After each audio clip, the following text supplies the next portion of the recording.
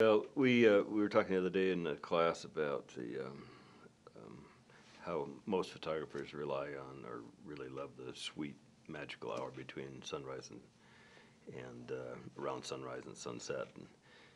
And there's one image I took a few years ago at the end of the workshop at the Oxbow Bend. It was a day like this.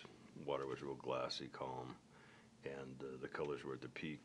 All the astronauts were turning. And we had already done the early morning light and the loons and the swans and everything. And most of the students wanted to take off and go eat breakfast. They were smelling the bacon and the eggs. And I looked back at the oxbow, and it just had gotten really glassy again. The wind had picked up a bit earlier, so the good shot went away. But put my cameras in the back of the car, except for my panoramic, which is still down at the edge of the oxbow. So I yelled to the students. I said, well, maybe we should go back and just wait another hour and see what happens. And they said, oh, we're going to go get breakfast. And I said, okay, I'm going to go down. I'm just going to wait. So I sat down there and decided that I was just going to spend the whole day at the oxbow and see what happens. So about noon, I fell asleep, and it was a nice day, and I was dead tired from the workshop.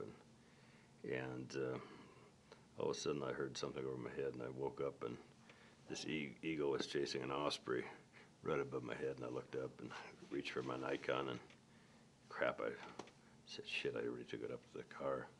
So I grabbed the panoramic camera and tried to turn it up, and of course the panoramic doesn't do very well trying to track flying birds, and they were going like crazy. And so I said, to myself, I said, don't blow it, maybe just put it back, reframe it like I had it in the morning for the scene. And about a 1 out of 1,000 chances the eagle might fly in front of that scene. Sure enough, the eagle flew over. Osprey dropped the fish in the water. The eagle banked, looked back, went down, tried to get the fish. But the moment he looked like that, I snapped the shutter, and I switched the f-stop wide open and cranked the shutter speed up to 500th of a second, because I knew that to stop the eagle's flight, I'd have to shoot it at a high shutter speed. And a couple weeks later, I got the film back and saw the image, and didn't see the eagle's reflection in the pond, and I thought, crap, and nobody's going to believe that the eagle was actually there. They're going to think I digitally cloned the eagle in there. Right at the bottom of the frame, I realized there was the eagle's tail.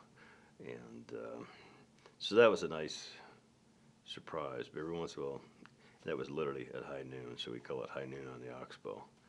But most of the time, people forget about shooting in the middle of the day.